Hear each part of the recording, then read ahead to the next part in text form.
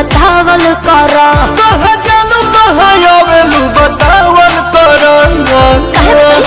अच्छा ना बताइबू जाने मर्द खानी हक तू जतावल कर कहाँ जानू कहाँ आवेलू बतावल कर।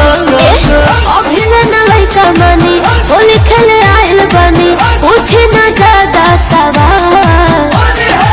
कहाँ रंगवा के आइलू साली हो सलवार वाला ले हो लाल।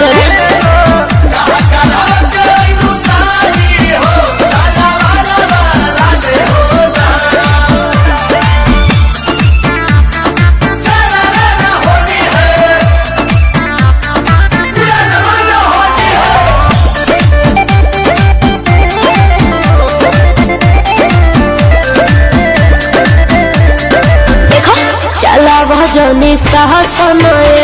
जीजा सुनब न तोहर भाषण जीजा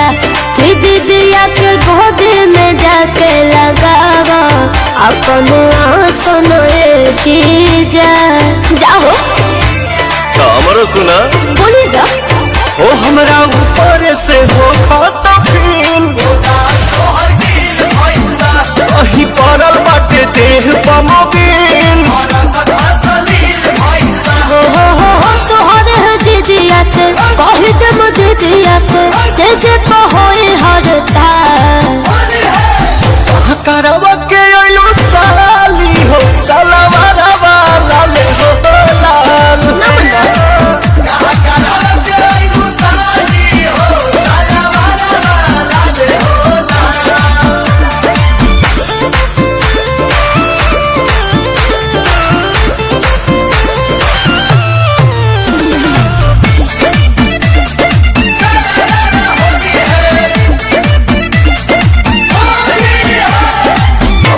सटे के मन तहरो करता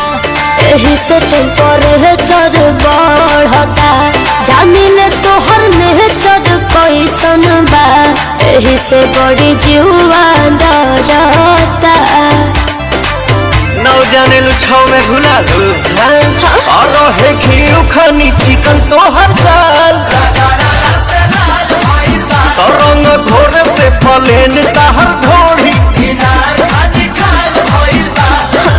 रोशन तेरी अंशु पवन हेरा में तू बड़ा जवान साध नहीं पूरी फिलहाल कहाँ करवा के आइलू साली हो साला